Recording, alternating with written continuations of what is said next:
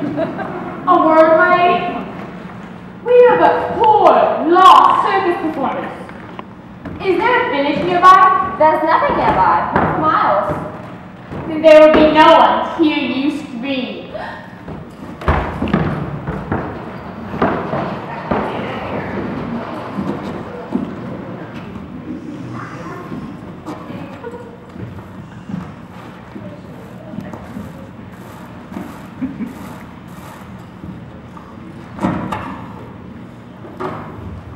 What were you rapping over there?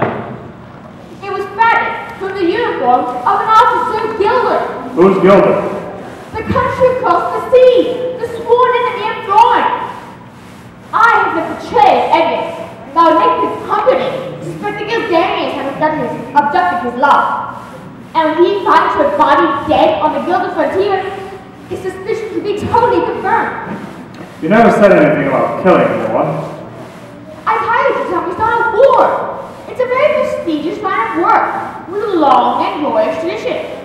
I just don't think it's right. Killing an innocent girl? Am I going mad? Or did the word think escape your lips? You were not hired for your brain to hypnotize the landmass! I agree with Pheasant. Oh, the sun has spoken! What happened to her is not truly a concern. I will kill her. And remember this, never forget this. When I found you were so slobber and drunk, you couldn't buy brandy. And you, friendless, brainless, helpless, hopeless. Do you want me to send you back to where you were? Unemployed? In Greenland? That was Zini. He can't fuss. I think he likes to scream at us.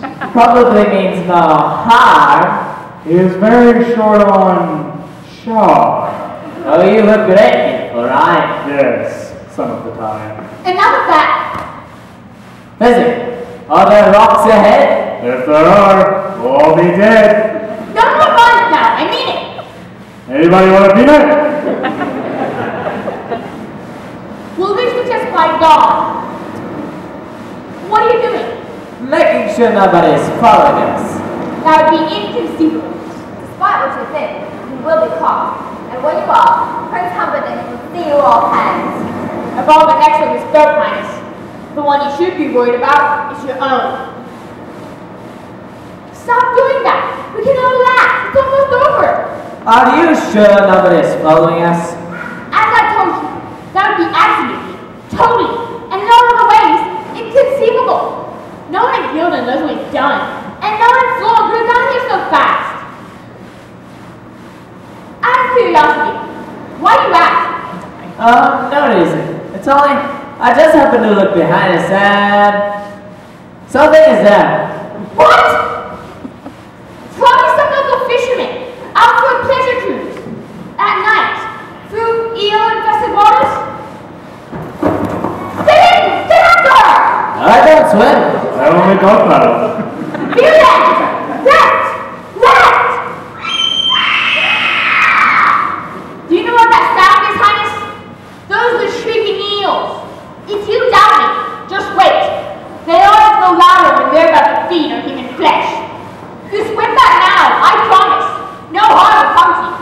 I doubt you can such an offer from the eels.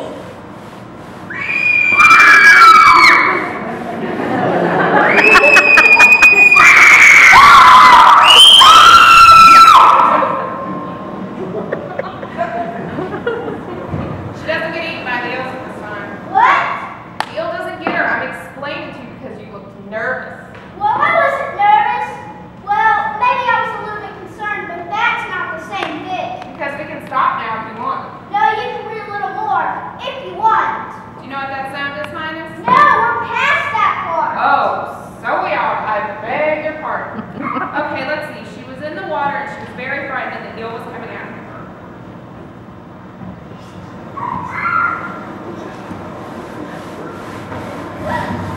Put her down! Just put her down! Are you expecting a black sailboat, Vasily? I think he's getting closer. He's no concern about it. Stay on. I suppose you think you're brave, don't you? Only compared to some. Look! He's right on top of us! I wonder if he's using the same wind we are using. Whoever he is, he's too late. We're fast approaching the kiss of insanity. Ha ha ha! We are safe. Only Fenn is strong enough to look at this all day. He had to stay on for hours until he found the harbor.